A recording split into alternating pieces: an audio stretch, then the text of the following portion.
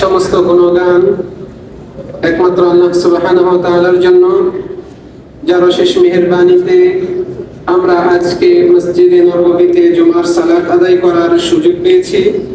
অতঃপর দরুদ ও সালাম বর্ষণ হোক আমাদের শেষ নবী, শ্রেষ্ঠ নবী মুহাম্মদ বিন আব্দুল্লাহ সাল্লাল্লাহু আলাইহি ওয়াসাল্লামের উপর, যার আদর্শই চূড়ান্ত আদর্শ, যিনি ছিলেন উত্তম আচরণের অধিকারী, সর্বশ্রেষ্ঠ আদর্শের অধিকারী।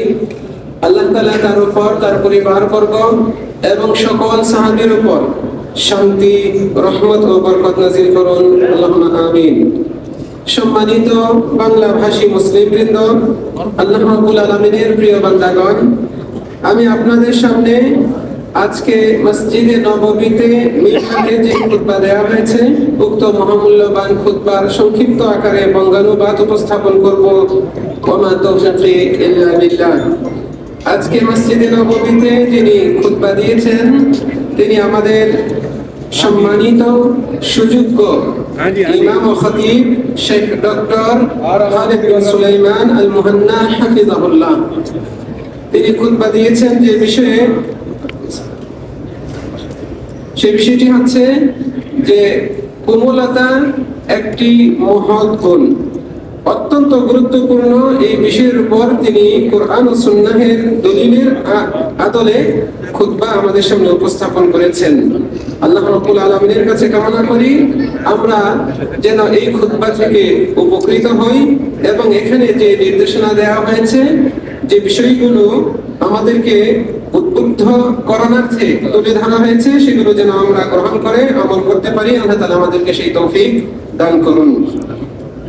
আমি এক্ষুনি উক্ত খুতবার সংক্ষিপ্ত বঙ্গানুবাদ শুরু করছি।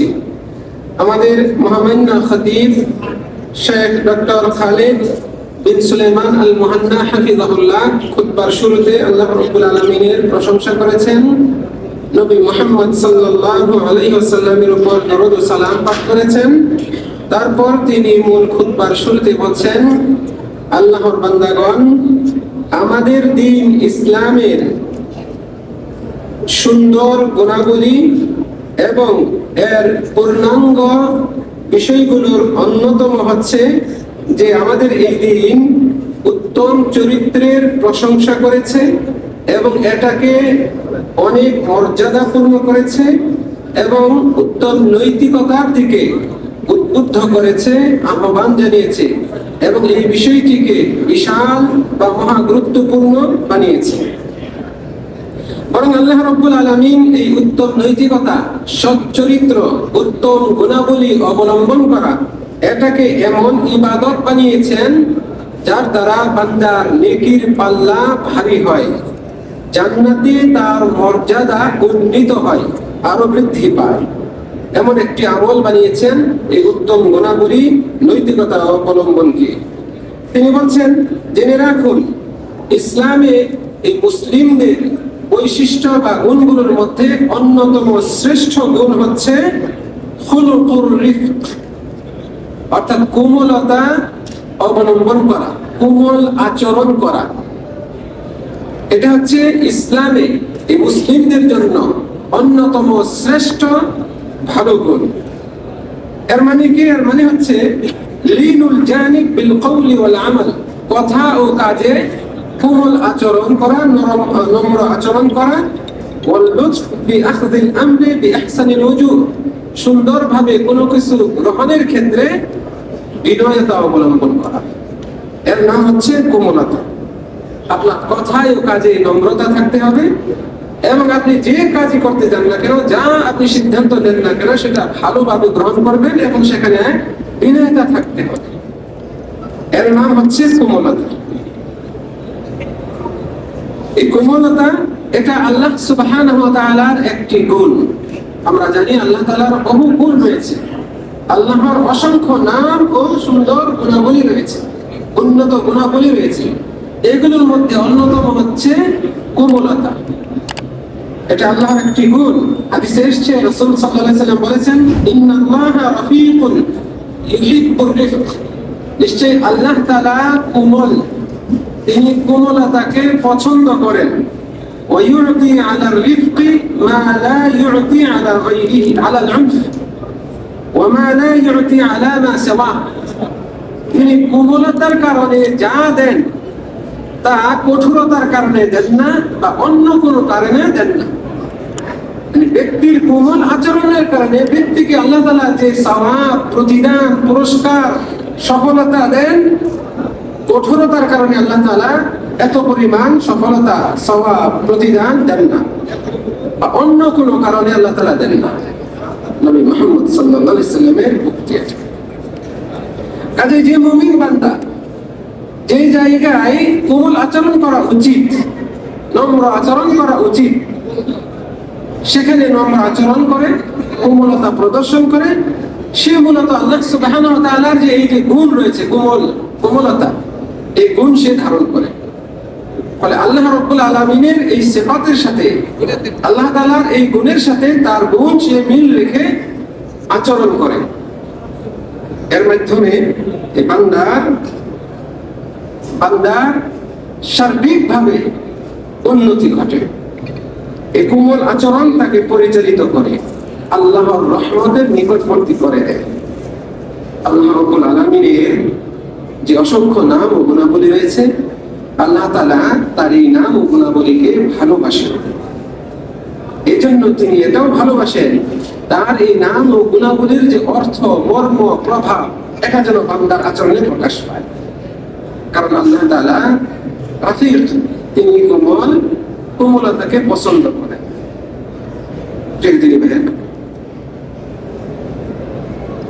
এই কোমল আচরণ করা, এটা আমাদের নবী মুহাম্মদ সাল্লাল্লাহু আলাইহি ওয়াসাল্লামের সর্বোচ্চ উন্নত আচরণের অন্তর্ভুক্ত ছিল। তিনি এই গুণে গুণান্বিত ছিলেন। তিনি আদম সন্তানদের মধ্যে সর্দার, শ্রেষ্ঠ হওয়া সত্ত্বেও তিনি সর্বদা কোমল আচরণ করতেন। আর এই জন্য এই কোমল আচরণের প্রভাব তথা ফলাফল, এটা তার রিসালাত যে তিনি প্রচার করেছেন এর মধ্যে তিনি পেয়েছেন। তিনি তার উপর যে অর্পিত আমানত ছিল, এটা আদায়ের ক্ষেত্রে তিনি সুফল পেয়েছেন। এর মাধ্যমে উম্মতকে নসিহত করেছেন, পরামর্শ দিয়েছেন, বিভিন্ন ভাবে তাদেরকে উপদেশ দিয়েছেন।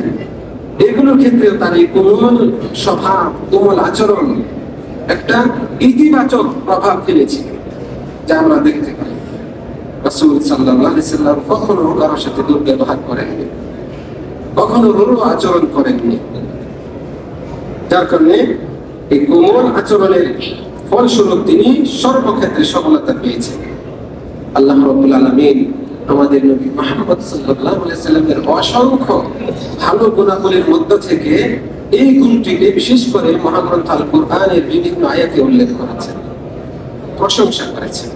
যেমন এক আয়াতে আল্লাহ তাআলা বলেছেন, ফাবিমা রাহমাতিন মিনাল্লাহি লিনতা লাহুম, আল্লাহর রহমতে আপনি যদি তাদের প্রতি কোমল আচরণ না করতেন, নম্রতা না দেখাতেন, আল্লাহর রহমতে আপনি তাদের প্রতি কোমল আচরণ করেছেন, নম্রতা দেখিয়েছেন।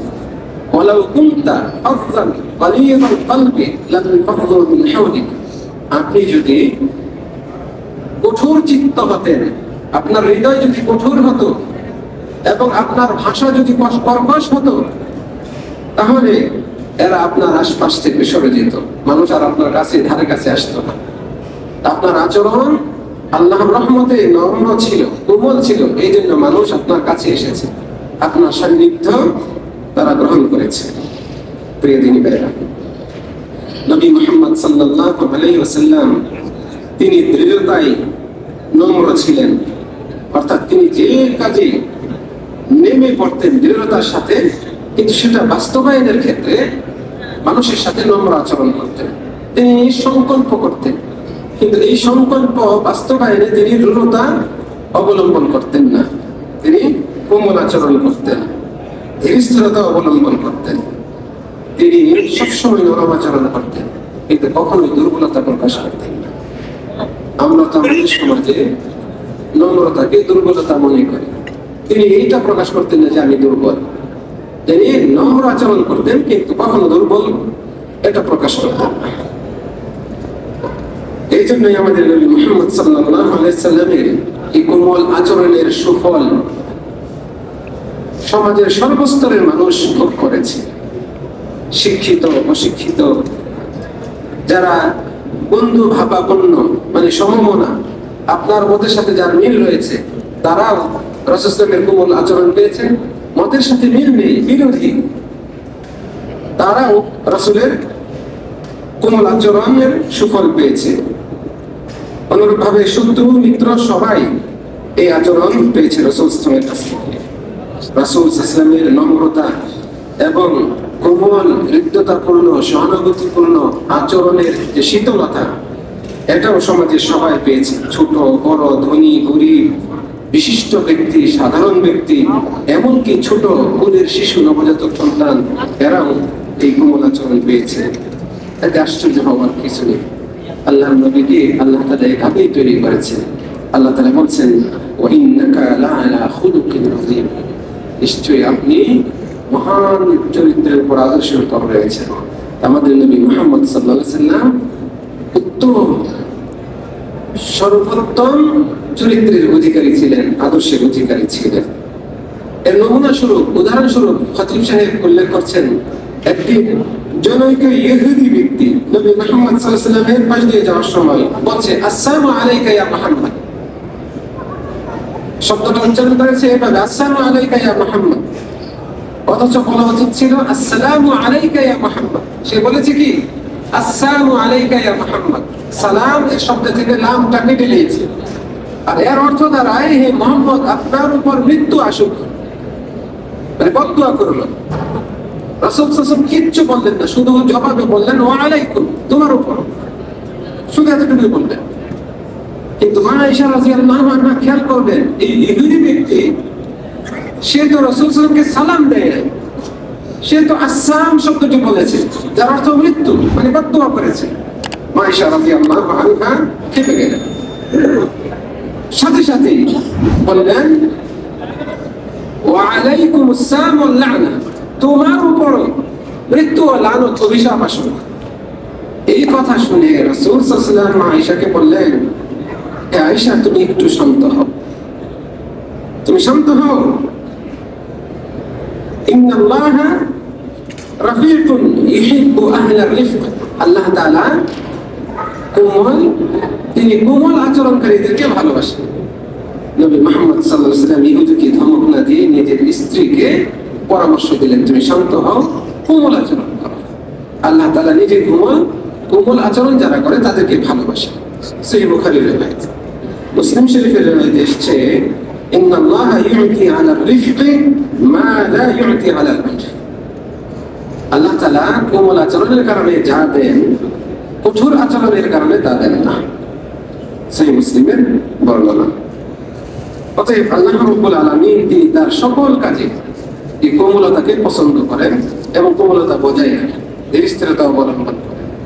আমরা জানি এই সাত জমিন, সাত আসমান কয়দিনে সৃষ্টি হয়েছে?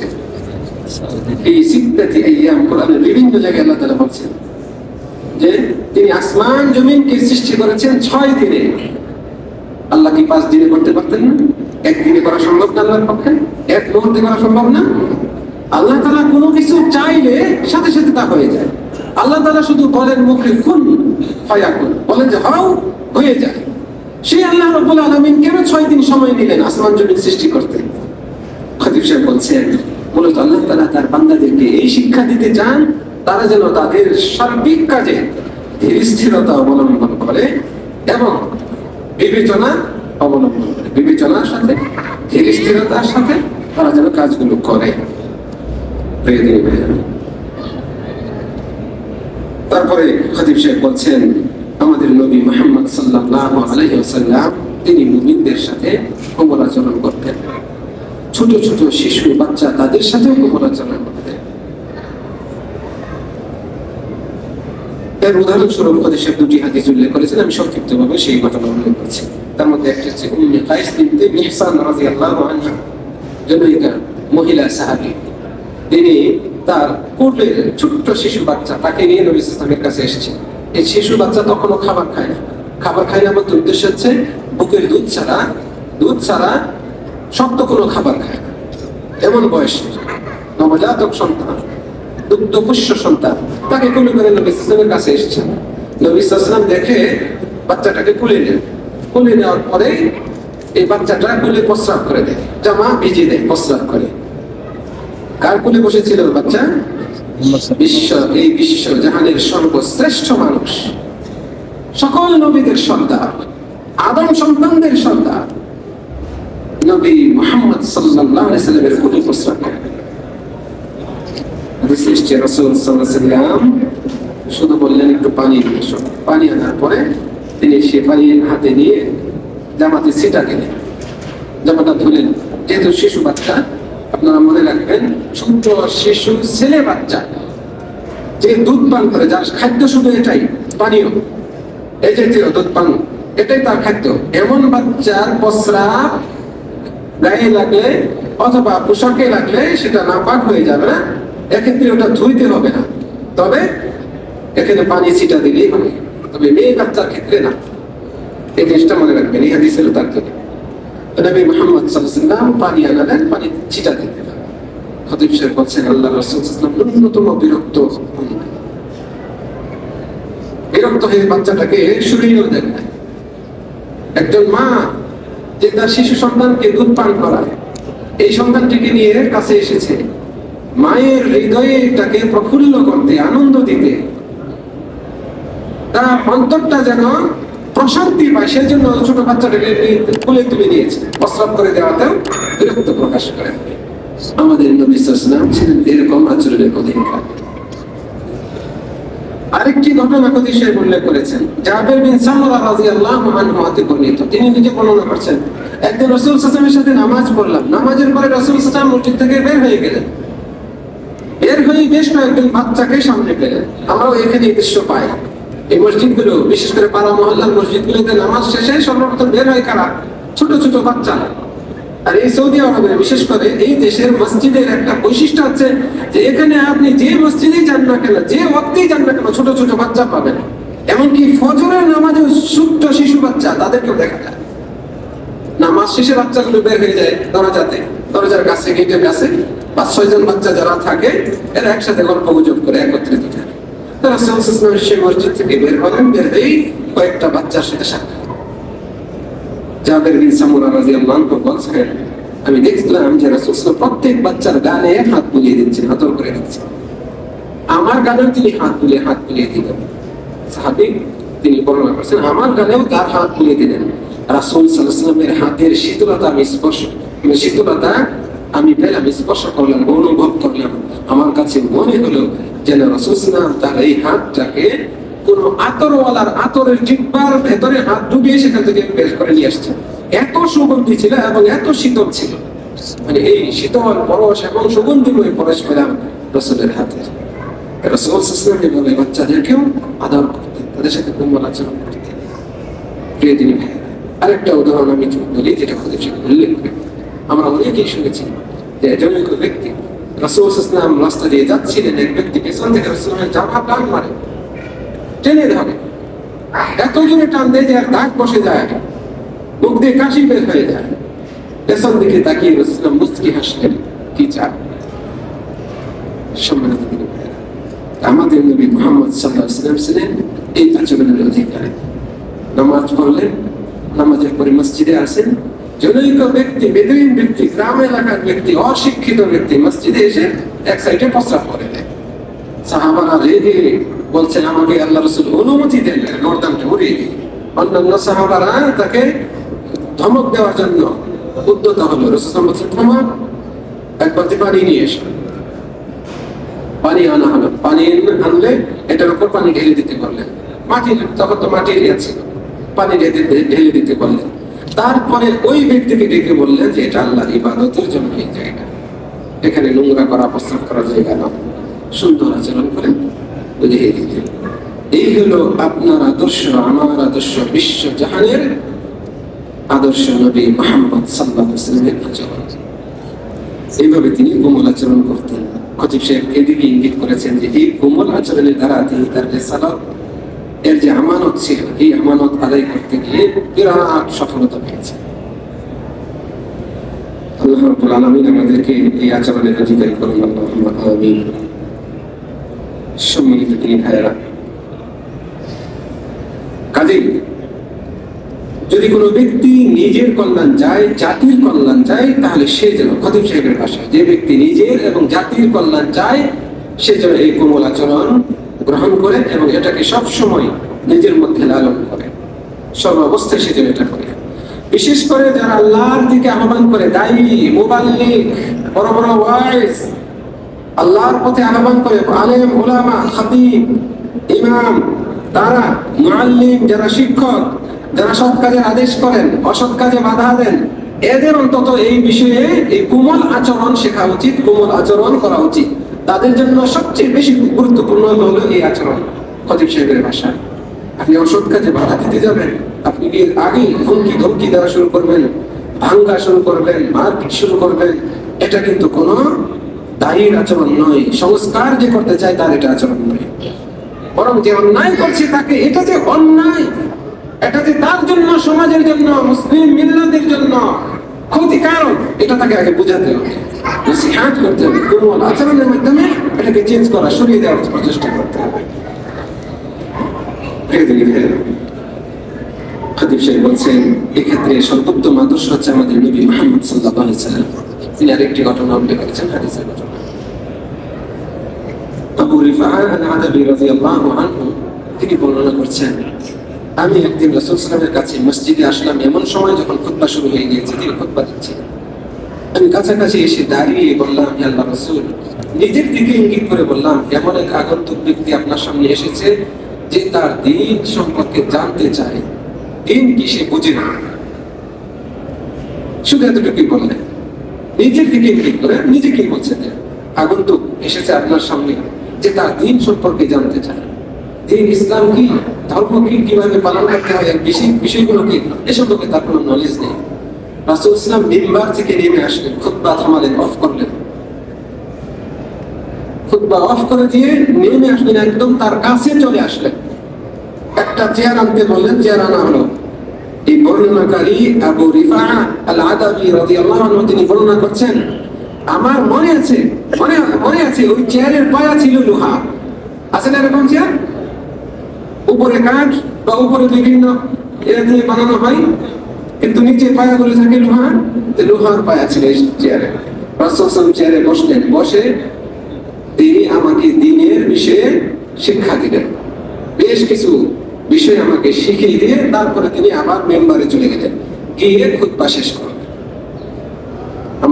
আমরা কি করতাম এই পরিবেশে? চিন্তা করে দেখুন, খতিব সাহেব খুতবা দিচ্ছে, এমন সময় শত শত হাজার হাজার মানুষ বসে খুতবা শুনছে, এমন এক সময় এক ব্যক্তি এসে যদি বলে, দিনের বিষয়ে একটা প্রশ্ন করে, আমরা কি করতাম? আমরা ধমক দিয়ে বলতাম, বসো, থামো, আর সময় পেলে না, খুতবা শেষে তারপরে আরো কত রকমের ভাষা। আল্লাহ আমাদের নবী মুহাম্মদ সাল্লাল্লাহু আলাইহি ওয়াসাল্লাম খুতবা অফ করলেন, অফ করে দিয়ে সাহাবীর সামনে চলে আসলেন, ধীরে স্থিরতার সাথে সাহাবীকে দ্বীনের মৌলিক বিষয়গুলো বলে তারপরে মেম্বারে গেলেন, গিয়ে খুতবা কমপ্লিট করলেন।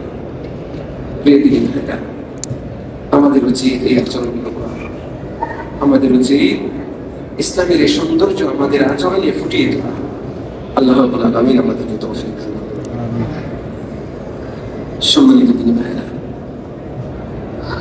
এই যে কোমল আচরণ, এটা দুটা বৈশিষ্ট্য বা দুইটা গুণের ফলস্বরূপ হয়। দুইটা গুণ যার মধ্যে রয়েছে তার মধ্যে এই কোমল আচরণ প্রকাশ পাবে। এর মধ্যে একটা হচ্ছে আল হিলম, আরেকটা হচ্ছে আল আনাত। আল হিলম সহনশীলতা, সহ্য করার ক্ষমতা, যাকে আমরা বলি ধৈর্য। ওয়াল আনাত তাড়াহুড়া না করে ধীর স্থিরতা অবলম্বন করা। এই দুইটা গুণ যার মধ্যে রয়েছে তার মধ্যে কোমলতা থাকবেই থাকবে, কোমল আচরণ তার মধ্যে প্রকাশ পাবে। এই দুটো গুণ কি? একটা হচ্ছে ধৈর্য, আরেকটা হচ্ছে ধীর স্থিরতা, তাড়াহুড়া না করা।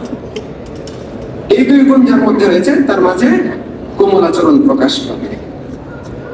এটাকে আল্লাহ রাব্বুল আলামিন পছন্দ করেন।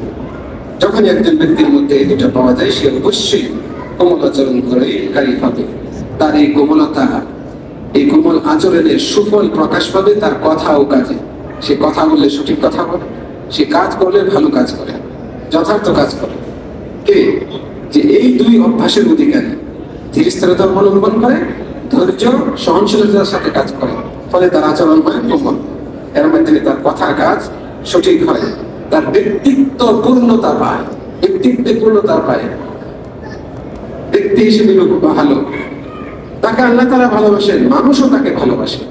এই জন্য যারা নম্রভাষী হয়, কোমল আচরণকারী হয়, তাকে সবাই ভালোবাসে, তার সাথে সদাচরণ করে, এবং সেও আল্লাহর হক আদায়ে আল্লাহর হক গুলোকে ভালোবাসে। ফলে সে একনিষ্ঠতার সাথে ইবাদত করে, সে মানুষকে ভালোবাসে, কোমল আচরণের অধিকারী, সে মানুষকে ভালোবাসে, বিশ্বাস করে।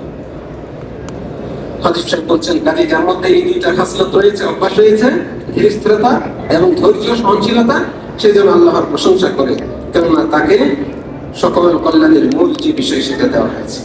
যার মধ্যে এই অভ্যাস নেই, সেই জন্য আল্লাহর কাছে দোয়া করে, এই অভ্যাস যেন তার মধ্যে আসে, আল্লাহর কাছে দোয়া করে, এবং শয়তান এবং নিজের নফসের প্রবৃত্তি থেকে বিরত থেকে এই অভ্যাস গড়ে তোলার চেষ্টা করে। কারণ শয়তান এবং প্রবৃত্তি, মানুষের নফস, এই দুটো বিষয়, এই দুটো জিনিস সবসময় এই দুই আচরণের বিপরীত দিকে ধাবিত করার চেষ্টা করে। মানুষের প্রবৃত্তি এবং শয়তান বিপরীত আচরণ কি? একটা হচ্ছে গজব, রাগ, আরেকটা হচ্ছে আল-উজলা, তাড়াহুড়া। সহনশীলতা, ধৈর্য, সহ্য যার হয় না, সে তড়িৎ গতিতে রাগ করে। আর যার ভিতরে এই ধীর স্থিরতা নাই, সে তাড়াহুড়ো করে। এই তাড়াহুড়ো এবং রাগ, হঠাৎ রাগ করা, আচমকা রাগ করা, দ্রুত গতিতে রাগান্বিত হয়ে যাওয়া, এটার দিকে উদ্বুদ্ধ করে শয়তান এবং প্রবৃত্তি। এ থেকে অবশ্যই সতর্ক থাকতে হবে। খতিব সাহেব উদাহরণ দিয়ে বলছেন, এই দুটো অভ্যাস, তাড়াহুড়ো করা এবং হঠাৎ করে রাগ করা, এই দুটো অভ্যাস একজন বিবেকবান, সে জ্ঞানী ব্যক্তি হলেও তার জন্য সবচেয়ে বড় ক্ষতিকারক। শুকনা ঘাসের জন্য যেমন আগুন, শুকনা ঘাসে আগুন ধরালে যেমন খুব দ্রুত আগুন ছড়িয়ে যায়, এই দুইটা অভ্যাস যার মধ্যে রয়েছে তার ভিতরে ক্ষতির বিষয়টা এভাবে ছড়িয়ে যায় দ্রুত গতিতে। অতএব সতর্ক থাকতে হবে। খতিব সাহেব প্রথম খুতবার শেষে বলছেন যে, হে মুসলমানগণ, এই কোমল আচরণের মাধ্যমে মানুষের দিন ও দুনিয়াবি, ইহকালীন পরকালীন যাবতীয় কল্যাণ অর্জিত হয়। বরং সকল কল্যাণ আল্লাহ রাব্বুল আলামিন এই আচরণের মধ্যে নিহিত রেখেছেন। নবী মুহাম্মদ সাল্লাল্লাহু আলাইহি ওয়াসাল্লাম বলেন, মান ইউহরাম আর-রিফক ইউহরাম আল-খায়রা কুল্লাহু। যাকে কোমল আচরণ থেকে বঞ্চিত করা হয়েছে, তাকে সকল কল্যাণ থেকে বঞ্চিত করা হয়েছে। এই হাদিসটি একটা জাওয়ামিউল হাদিসের অন্তর্ভুক্ত। শব্দ অল্প কিন্তু এর অর্থ ব্যাপক, বিশাল। খতিব সাহেব বলছেন, এই হাদিসের আলোকে ইবাদতের ক্ষেত্রে কোমলতা অবলম্বন করা এবং মানুষের সাথে আচার আচরণ লেনদেন এর ক্ষেত্রেও কোমলতা অবলম্বন করাকে শামিল করে। কাজেই যে ব্যক্তি ইবাদতে কোমলতা অবলম্বন করে, সে সেই ইবাদতকে সুন্দরভাবে, স্থিরভাবে, খুশুর সাথে মনোযোগ দিয়ে পালন করে। ফলে ইবাদতের স্বাদ সে পায়, ইবাদতের পূর্ণ সওয়াব তার আমলনামায় রাখা হয়। পক্ষান্তরে যে ব্যক্তি ইবাদতে কোমলতা অবলম্বন করে না, ধীরস্থিরতা অবলম্বন করে না, সেই ব্যক্তি চায় তাড়াতাড়ি নামাজটা, তাড়াতাড়ি এই ইবাদতটা শেষ হয়। কিভাবে শেষ করবে শুধু ওই চিন্তা থাকে। নামাজে তার মনোযোগ থাকে না, ধীরস্থিরতা থাকে না, অন্যান্য ইবাদতে তার মনোযোগ থাকে না, ধীরস্থিরতা থাকে না। ফলে সে ইবাদত করে মজা পায় না, তৃপ্তি পায় না। সে কোনো রকম সেটা শেষ করে চলে আসার ইচ্ছায় থাকে, তার মন বিক্ষিপ্ত থাকে, মন নামাজের মধ্যে থাকে না, এদিক সেদিক ঘোরাফেরা করে। এটা ব্যক্তির কোমলতার অভাবের কারণে। অনুরূপভাবে যে ব্যক্তি আচরণে কোমল হয় না, সেই ব্যক্তিও মানুষের ভালোবাসা পায় না। মানুষের সাথে তার ব্যবহার হয় দুর্ব্যবহার, খারাপ আচরণ হয়। এই কারণে মানুষ তাকে ভালোবাসে না, মানুষের সঙ্গ তার মেলে না। এমনকি তার ভিতরে রূঢ়তা আসার কারণে সে অনেক ক্ষেত্রে মানুষের উপর জুলুম করে, অত্যাচার করে। কাজেই এর থেকে আমাদেরকে অবশ্যই সতর্ক থাকতে হবে। এই যে ফলাফল যা রাসূল সাল্লাল্লাহু আলাইহি ওয়াসাল্লাম উল্লেখ করেছেন, এটা তার বাণীতেও প্রকাশ পায়, যেখানে রাসূল সাল্লাল্লাহু আলাইহি ওয়াসাল্লাম বলেছেন, লা ইয়াকুনু কিফতু ফি শাইইন ইল্লা জানা। কোন বস্তুর মধ্যে যদি কোমলতা থাকে, নম্রতা থাকে, সদাচরণ থাকে, তাহলে সেই বস্তুটাকে, সেই আচরণটাকে, সেই কাজটাকে আর সুন্দর করে ফুটিয়ে তোলে। যে কাজে, কর্মে, আচরণে, ব্যবহারে, কথাবার্তায় এই কোমলতা নাই, সেই কথা, কাজ, আচরণ এগুলোর মধ্যে সৌন্দর্য থাকে না, সেটাকে কলুষিত করে দেয়, সেটাকে কলুষিত করে দেয়। এমনও নসিহত অনেকের দ্বারা শুনি যেখানে কর্কশ ভাষা ব্যবহার করা হয়, এতে এই দিক করে। আবার অনেক নসিহত রয়েছে যেগুলো অন্তর থেকে, দিল থেকে আসে, মহব্বতের সাথে নসিহত করা হয়, সেগুলোর প্রভাব একেবারে বিস্তৃত হয়। রাসূল সাল্লাল্লাহু আলাইহি ওয়াসাল্লাম বলেন, কোনো কিছুতে যদি আল্লাহ রাব্বুল আলামিন কোমলতা দান করেন, সেই কোমলতা ওই বস্তুকে সৌন্দর্যমণ্ডিত করে। আল্লাহ তাআলা যদি কোনো কিছু থেকে কোমলতা উঠিয়ে নেন, তাহলে ওই বস্তুর সৌন্দর্যতা নষ্ট হয়ে যায়, সেখানে কলুষতা চলে আসে। এতটুকু বলে খতিব সাহেব আজকের খুতবার প্রথম অংশ শেষ করেছেন। দ্বিতীয় খুতবাতে সংক্ষিপ্তভাবে অত্যন্ত গুরুত্বপূর্ণ কিছু বিষয় উল্লেখ করেছেন। মূলত আমরা কিভাবে কোমল আচরণের অধিকারী হতে পারি, কোমল আচরণ কিভাবে অর্জিত হয়, এ সম্পর্কে দ্বিতীয় খুতবায় সংক্ষিপ্তভাবে আলোচনা করেছেন। তিনি বলছেন, আল্লাহর বান্দাগণ, কোমল আচরণ হচ্ছে কিছু কথা ও কাজের সমন্বয়, যা সহনশীল ব্যক্তি ছাড়া কারো দ্বারা সম্ভব না। কোমল আচরণ করা, মনে রাখবেন, কোমল আচরণ প্রকাশ পাবে সহনশীল ব্যক্তির মাধ্যমে। ইনশাআল্লাহ 5-7 মিনিটের মধ্যে আমার আলোচনা শেষ করব। যেহেতু নবী রাসূল সাল্লাল্লাহু আলাইহি আল্লাহ তাআলা তাদের সকলের উপর রহমত, শান্তি, বরকত নাযিল করুন, তারা এক বিশাল দায়িত্ব নিয়ে এসেছিলেন। তাদের মুহিম্মত ছিল উম্মতের কাছে যাওয়া এবং দ্বীনের দাওয়াত দেওয়া। ফলে তারা সবচেয়ে বেশি মুখাপেক্ষী ছিলেন এই কোমল আচরণের। আর এই জন্য আল্লাহ রাব্বুল আলামিন প্রত্যেক নবী ও রাসূলদেরকে সহনশীলতার গুণে গুণান্বিত করেছেন। যেহেতু নবী রাসূলদের কোমল আচরণ করাটা অতীব জরুরি ছিল, এই জন্য আল্লাহ তাআলা প্রত্যেক নবী রাসূলকে সহনশীলতার গুণে গুণান্বিত করেছেন, সহ্য ক্ষমতা দিয়েছেন, ধৈর্যশীল বানিয়েছেন। এটা হচ্ছে সকল আচরণের মুকুট। উত্তম আচরণের মুকুট হচ্ছে সহনশীলতা। তাই তো আল্লাহ তাআলা নবী ইব্রাহিম আলাইহিস সালামের প্রশংসা করে বলেছেন, ইন্না ইব্রাহিম লাআওয়াহুন হালিম। ইব্রাহিম, তিনি ছিলেন হালিম, সহনশীল, সহিষ্ণু, ধৈর্যশীল। তার ছেলে ইসমাঈল আলাইহিস সালামের ব্যাপারে তিনি আল্লাহ তাআলা বলেছেন যে, ইসমাঈল ছিল, আমি তোমাকে একটা ছোট্ট শিশু সন্তান দেব, যে হালিম, সে হবে ধৈর্যশীল, বুদ্ধিমত্তার অধিকারী। এভাবে আল্লাহ রাব্বুল আলামিন আরো অনেক নবী রাসূলের প্রশংসা করেছেন, তারা ধৈর্যশীল ছিলেন মর্মে। খতিব সাহেব তারপরে বলছেন, জেনে রাখুন, ধৈর্য বা এই সহনশীলতা অর্জনের কিছু মাধ্যম রয়েছে। এই মাধ্যমগুলো আমরা অবলম্বন করলে ইনশাআল্লাহ ধৈর্যশীল হতে পারবো, সহনশীল হতে পারবো।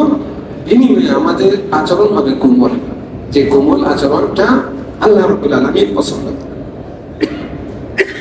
এই মর্মে খতিব সাহেব 4টি মাধ্যম উল্লেখ করেছেন। এক নম্বর হচ্ছে কাসরাতু যিকরিল্লাহ, সহনশীলতা অর্জনের মাধ্যম, অন্যতম বড় মাধ্যম হচ্ছে বেশি বেশি আল্লাহর জিকির করা।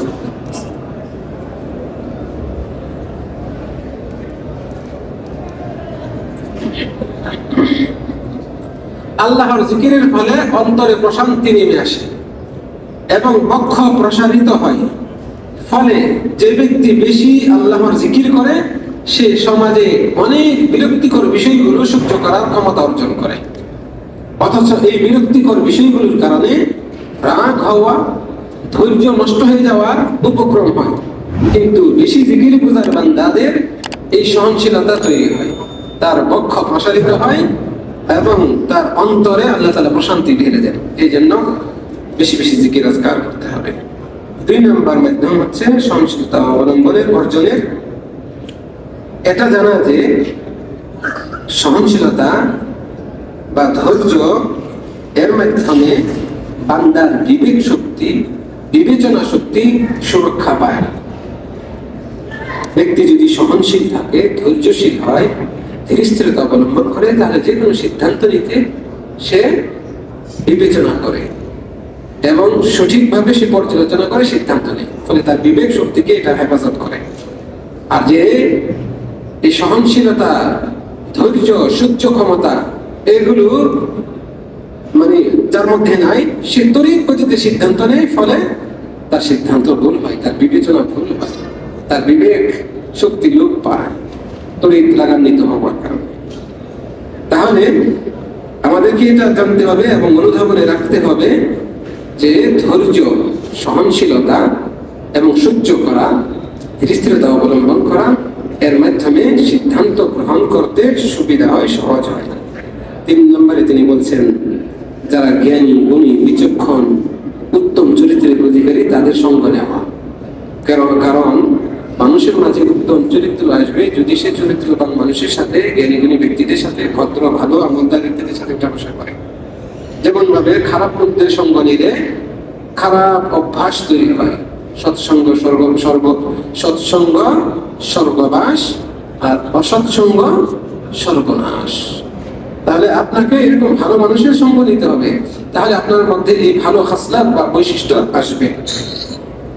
খতিব সাহেব খুতবার একেবারে শেষ অংশে তিনি বলছেন 4 নম্বর হচ্ছে যে এই ধারণা মানুষের মধ্যে থাকতে হবে, আপনার ভিতরে এই জ্ঞান থাকতে হবে যে দ্রুত রাগান্বিত হলে এবং খুব বেশি বেশি রাগ করলে শারীরিক নানান রকমের ক্ষতি। হয়তো এটা আপনাদের কাছে তুচ্ছ মনে হয়, এটা অত্যন্ত গুরুত্বপূর্ণ একটা খুতবার আজকে শেষ অংশ, মূল খুতবার শেষ অংশ হচ্ছে এটা। সহনশীলতা এই গুণ অর্জনের অন্যতম মাধ্যম হচ্ছে আপনার এই ধারণা থাকা যে বেশি বেশি রাগ করলে, হঠাৎ আচমকা রক্তটা হলে শারীরিক নানান রকমের ক্ষতি হয়।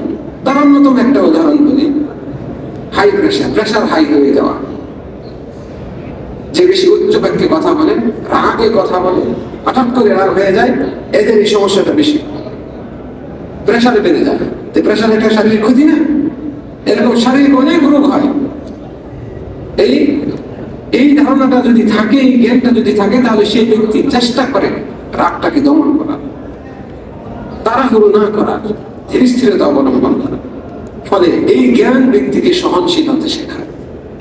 আল্লাহ রাব্বুল আলামিন আমাদেরকে তৌফিক দান করুন।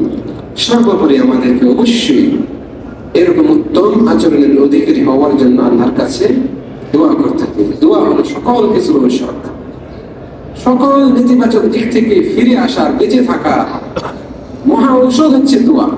এই জন্য আমাদের নবী মুহাম্মদ সাল্লাল্লাহু আলাইহি ওয়াসাল্লাম এইসব বিষয়ে আল্লাহর কাছে দোয়া চাইতেন। উত্তম চরিত্রবান যেন হতে পারেন, সেই জন্য আল্লাহর কাছে দোয়া করতেন।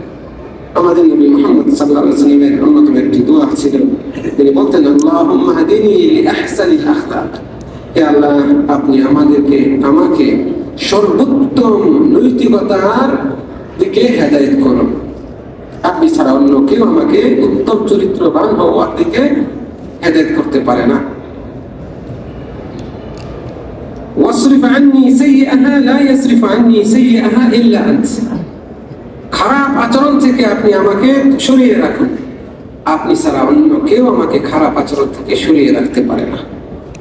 এইভাবে আমাদের নবী মুহাম্মদ সাল্লাল্লাহু আলাইহি ওয়াসাল্লাম দোয়া করতেন, আল্লাহুম্মা হদিনি লিআহসানিল আখলাক ফাইন্নাহু লা ইয়াহদিনি লিআহসানিহা ইল্লা আনত ওয়াসরিফ আন্নী সাইয়্যাহা ওয়া লা ইয়াসরিফ আন্নী সাইয়্যাহা ইল্লা আনত। রাসূল সাল্লাল্লাহু আলাইহি ওয়াসাল্লাম দোয়া করতেন। আমরাও আরবি না জানা থাকলেও আমরা নিজের ভাষায় সাজিয়ে বলতে পারি, হে আল্লাহ, আপনি আমাকে উত্তম চরিত্রবান করুন, আপনি ছাড়া আমাকে কেউ এই অবদ্ধ অভ্যাস থেকে, এই খারাপ অভ্যাস থেকে ফিরিয়ে নিতে পারে না। আমি চেষ্টা করছি, রব্বুল আলামিন তুমি আমার চেষ্টাটা কবুল করো, আমাকে সফলতা দাও। আমার যে এই বদ অভ্যাস রয়েছে, আমি নামাজ পড়ি, আমি সিগারেট খাই, আমি কথায় কথায় মিথ্যা বলি, আমি বেশি বেশি হাসি তামাশা করি, আমি অন্যকে ঠকানোর মতো চিন্তা ভাবনা রাখি, আমি কিভাবে বড়লোক হবো, বৈধ অবৈধ পন্থা এটা আমি বিবেচনা করি না। এই যে নেতিবাচক চরিত্র অভ্যাস, আল্লাহ তুমি আমাকে এগুলো থেকে বিরত রাখো, এগুলো থেকে আমাকে ফিরিয়ে তোমার হালাল পথে আমাকে পরিচালিত করো।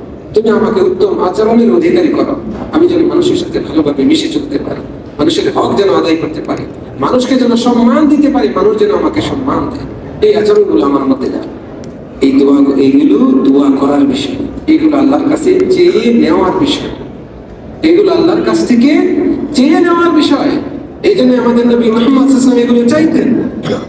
আমাদেরও এগুলো মানা উচিত, গ্রহণ করা উচিত। রব্বুল আলামিন আমাদের সকলকে উত্তম চরিত্রবান বানান। রব্বুল আলামিন আমাদের সকলের আচরণকে কোমল আচরণ করে দেন।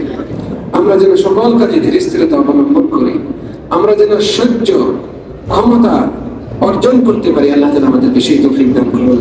সম্মানিত দিনী ভাইয়েরা, মসজিদে নববীর ঠিক এই জায়গায় প্রতি সপ্তাহে সোমবার থেকে বৃহস্পতিবার নিয়মিত কোরআন ও সুন্নাহর আলোকে অল্প সময়ের জন্য বয়ান পেশ করা হয়। আপনারা নিজেরা আসবেন, অন্যদেরকে এই খবরটি পৌঁছে দিবেন, উদ্বুদ্ধ করবেন। রব্বুল আলামিন আমাদের সকলকে ভালো কাজে অংশগ্রহণের তৌফিক দান করুন, এই কামনা করছি। সর্বশেষ আমি রব্বুল আলামিনের কাছে কামনা করি আজকের এই বৈঠকে যারা উপস্থিত হয়েছেন এমন মজলিসে বসার পূর্ণ ফজিলত সকলের আমল নামে লিপিবদ্ধ করুন এবং আমাদের আমলগুলোকে আমাদের নাজাতের ওসিলা করে দিন। اللهم آمين. أقول قولي هذا واستغفر الله لي ولكم ولسائر المسلمين من كل ذنب فاستغفروه إنه هو الغفور الرحيم. السلام عليكم ورحمة الله وبركاته.